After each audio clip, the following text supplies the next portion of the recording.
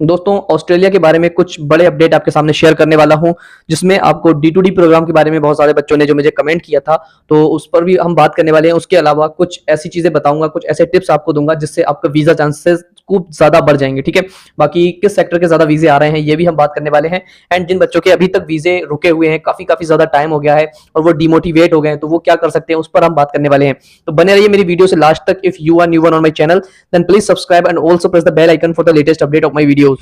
So guys without wasting your time video को करते हैं स्टार्ट। सबसे पहले हम बात करेंगे D2D के बारे में। ठीक है, diploma leading to degree program जो होता है, बहुत ज्यादा बच्चों ने ये कह सकते हैं कि भाई 60 या फिर 50% स्टूडेंट्स ने जो है इस कोर्स में एडमिशन ले रखा है। और काफी ज्यादा बच्चे जो है जो बैचलर में पढ़ते हैं वो इस चीज से बहुत ज्यादा बहस करते हैं कि भाई diploma leading to degree program बेकार है या फिर ये बैड सेक्टर में आता है। कोई कहता है कि भाई ये हायर एजुकेशन सेक्टर में आता है। तो मैं आप सबको सबसे पहला डाउट क्लियर कर दूं, बहुत ज्यादा कमेंट इस चीज पर भी आती है कि भाई इसका वीजा सक्सेस रेट बता दो या फिर इसका क्या रेट आ रहा है कि हमारा वीजा आ जाएगा या नहीं आएगा। सबसे पहली बात, ये D2D जो प्रोग्राम है ये हायर एजुकेशन सेक्टर में आता है, ये बैड सेक्टर में बिल्कुल नहीं आता। ठीक है, और बैड सेक्टर के मुकाबले D2D प्रोग्राम का बहुत ज्यादा वीजा सक्सेस रेट रहता है। और दूसरी बात मैं आपको बता दूं, अगर मैं पिछले काफी ज्यादा इंटेक को उठाकर देखूं और इवन नवंबर इंटेक 2023 को भी देखा जाए तो D2D के सबसे ज्यादा वीजे आए हैं डिप्लोमा लीडिंग टू डिग्री, लेकिन कुछ स्पेसिफिक यूनिवर्सिटीज के ही। ठीक है, कुछ यूनिवर्सिटीज ऐसी हैं कि भाई इसमें आपको D2D प्रोग्राम में बहुत ज्यादा हायर वीजा सक्सेस रेट देखने को मिल सकता है।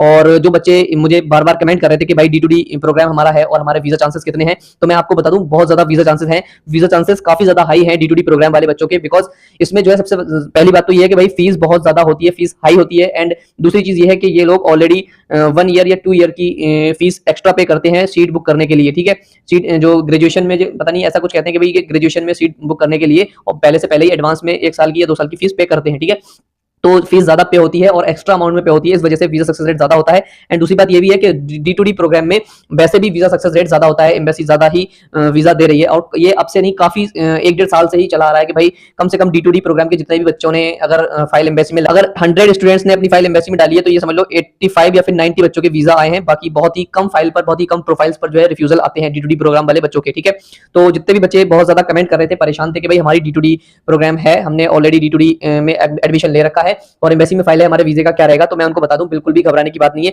इंशाल्लाह आपका वीजा ही आएगा अगर आपने अपने गैप को अच्छी तरीके से जस्टिफाई कर रखा है एंड आप जो है बढ़िया तरीके से अपनी रिप्रेजेंटेशन दे रहे हैं, आपने जो है SOP बढ़िया तरीके से रख रखी है। And the most predominant thing is that कि आपका जो एजेंट है वो बहुत ज्यादा अच्छा है। ठीक है, तो definitely you will receive your visa.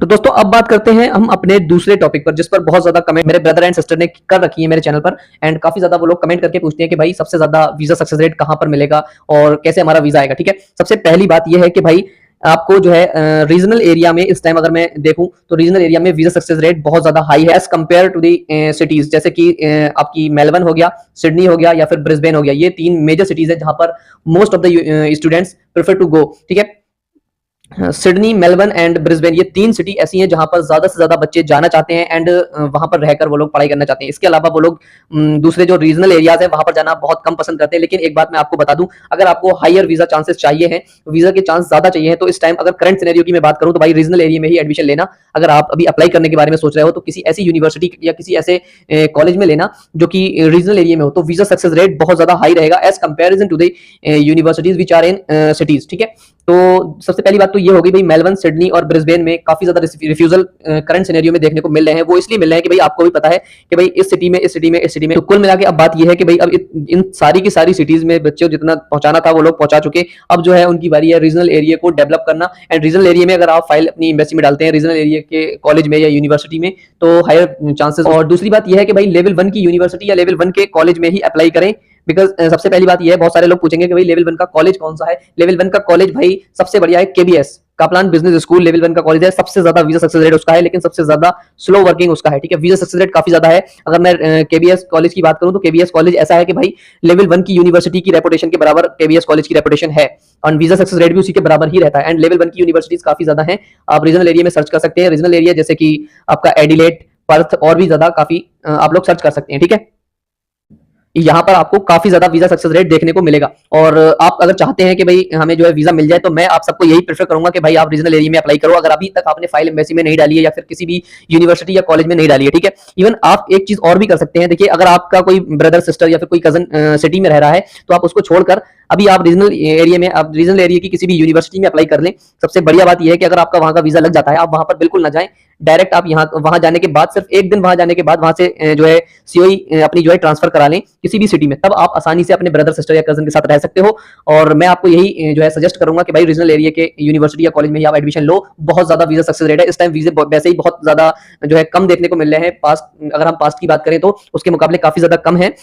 लेकिन हाँ, अगर आप रीजनल एरिया पे इस टाइम ज्यादा फोकस करोगे तो ज्यादा बेटर रहेगा आप सबके लिए। और अब हम बात करेंगे सबसे ज्यादा पूछे जाने वाले क्वेश्चन के बारे में कि भाई मेरी ये यूनिवर्सिटी है एंड मेरा ये कॉलेज है, इसका वीजा सक्सेस रेट बता दो कि भाई कितना होने वाला है और हमारा ये कोर्स है। बहुत ज्यादा बच्चों ने इस टॉपिक पर जो है मुझे कमेंट की थी और बहुत ज्यादा बच्चों ने ये भी बोला था करंट वीजा सिनेरियो बता दीजिए कि भाई इस पर हमारा क्या क्या रिस्पॉन्स रहने वाला है। सबसे पहली बात भाई ये है कि भाई यूनिवर्सिटी अगर आपकी लेवल 1 की है या फिर कॉलेज आपका लेवल 1 का है, सेम रिस्पॉन्स रहने वाला है एंड ज्यादा से ज्यादा चांसेस यही है कि वीजा उसके मिलने ही मिलने हैं। ठीक है, वो बात अलग है कि इस टाइम जो है थोड़ा सा डिले हो रहा है। अब डिले किस वजह से हो रहा है वो अभी मैं आपको नहीं बता सकता, लेकिन हाँ कम से कम 20-25 दिन या 30 दिन लग रहे हैं वीजा आने में, वीजा का रिस्पॉन्स आने में। लेकिन अगर लेवल 1 या लेवल 1 की यूनिवर्सिटी है या कॉलेज है देन वीजा चांसेस बहुत ज्यादा हाई है, चाहे वो कोई सी भी हो। अब मैं बात करूं लेवल 2 की यूनिवर्सिटी या फिर लेवल 2 के कॉलेज के बारे में, तो लेवल 2 के कॉलेज एंड लेवल 2 की यूनिवर्सिटी का भी सेम रिस्पॉन्स है, दोनों का एक जैसा। लेकिन इन लेवल 1 में दोनों चाहे यूनिवर्सिटी और लेवल 1 में दोनों चाहे यूनिवर्सिटी हो या कॉलेज हो, उसका ज्यादा रिस्पॉन्स है as compare to the level 2 university. ठीक है, अब मैं बात करूंगा उन बच्चों के बारे में जिन्होंने बहुत ज्यादा टाइम से वेट कर रहे हैं अभी तक। एंड अब मैं बात करूंगा उन बच्चों के बारे में जो कि बहुत ज्यादा टाइम से वेट कर रहे हैं अपने वीजे का एंड उनकी फाइल जो है अभी तक एम्बेसी में है। ठीक है, और कोई भी रिस्पॉन्स नहीं आया। इवन 100 डेज से भी ज्यादा हो गए हैं या 90 डेज हो गए हैं, 3-3 4-4 महीने से फाइल एम्बेसी में है, लेकिन अभी तक उनका कोई भी रिस्पॉन्स नहीं मिल रहा है, ना ही रिफ्यूजल आया है और ना ही जो है वीजा आया। सबसे पहली बात उन्हें मैं बता दूं, देखो भाई चीज ये है कि भाई आपकी जो है हो सकता है S56 रिक्वेस्ट आई हो, आपके एजेंट वगैरह ने आपको नहीं बताई हो, S57 रिक्वेस्ट आई हो। S56 आती है तो उसके 1-1.5 महीने के बाद रिस्पॉन्स आता है, और अगर S57 आ जाती तो फिर कुछ कह ही नहीं सकते कि कितने दिनों के बाद आपका रिस्पॉन्स आता है। ठीक है, लेकिन दूसरी चीज ये है कि भाई काफी ज्यादा अभी लोकेलिटी के एजेंट ऐसा कर रहे हैं कि अगर इतना ज्यादा टाइम हो जा रहा है बंदे को वेट करते करते एंड बच्चा इतनी टाइम में तो घबरा जाता है या फिर बच्चे को लगता है कि भाई अब मैं नहीं जाऊंगा ऑस्ट्रेलिया, क्योंकि बहुत ही ज्यादा टाइम टेकिंग ये हो चुका है। लेकिन उससे पहले मैं आप सबको एक बात बता दूं, अगर आप अपनी फाइल विड्रॉ करके किसी और कंट्री में अप्लाई करना चाहते हो अपनी ड्रीम कंट्री को छोड़कर, तो सबसे पहली बात तो ये है अगर आपने इतना सबर कर लिया है, ठीक है, तो आपको रिस्पॉन्स तो कम से कम एम्बेसी से लेना ही है। अब चाहे वो किसी भी कीमत पे मिले, चाहे वो रिफ्यूजल दे, चाहे वो वीजा दे, ठीक है, लेकिन रिस्पॉन्स जरूर लें। 100 डेज या 90 डेज से ऊपर हो गए। इवन कुछ बच्चों की कमेंट आई थी भाई 150 दिन से भी ज्यादा हो गए हैं और अभी तक कोई रिस्पॉन्स नहीं आया। अगर आपके किसी के भी साथ ऐसा होता है तो मेरे भाई सबसे पहली बात, अगर आपके 100 या 90 डेज होते हैं तो आप एक काम करें, जो कि बहुत ज्यादा अच्छे अच्छे एजेंट ऐसा ऐसा कर रहे हैं कि भाई आप अपनी फाइल को एम्बेसी से विड्रॉ करें। सबसे पहली बात, आप अपनी फाइल को एम्बेसी से विड्रॉ कर लें और विड्रॉ करने के बाद आप सीओई अपडेटेड सीओई अपनी उसी सेम यूनिवर्सिटी से मांगे। अपडेटेड सीओई सेम यूनिवर्सिटी से आने में मुश्किल से 1 या 2 हफ्ते लगेंगे या 3 हफ्ते लगेंगे। ठीक है, 15-20 दिन का काम है सीओई आना, बिल्कुल अपडेट वाली। उसके बाद फिर से एम्बेसी में अपनी फाइल को जो है लॉन्च करें and I will guarantee you 30 दिन के अंदर या 25 दिन के अंदर आपका वीजा आ जाएगा। और अगर नहीं आता तो भाई 25 या 30 दिन के अंदर आपका वीजा आ जाएगा, I will guarantee you. And ये बहुत ज्यादा अच्छा रिस्पांस मैंने काफी ज्यादा बच्चों के साथ देखा है। काफी ज्यादा एजेंट ने ऐसा किया है भाई, जिनकी फाइल काफी ज्यादा टाइम से एम्बेसी में फंसी हुई है और अभी तक रिस्पांस नहीं मिल रहा उसको, तो उन्होंने क्या किया, फाइल को विड्रॉ किया, अपडेटेड सीओई ली from the university and from the colleges and then they launch their file in the embassy. और आप देखिए उसके बाद बहुत ही कम टाइम में उसका वीजा या फिर उसका रिजल्ट देखने को मिला। तो जो बोर हो चुके हैं अपनी फाइल एम्बेसी में डाले हुए और अभी तक कुछ नहीं मिला, तो भाई ये कर सकते हैं, बहुत ही अच्छी ट्रिक है एंड आई होप के ऐसा करने के बाद इंशाल्लाह आपका वीजा ही आएगा। सो गाइस, ये थी मेरी आज की वीडियो। आई होप थोड़ी सी न्यूज एंड टिप्स आपको बहुत अच्छी लगी होंगी एंड आई होप के आप मेरे सजेस्ट की हुई चीजों पर जरूर गौर करोगे, फोकस करोगे। And thank you very much for watching this video. If you like my video then share, subscribe and comment is must.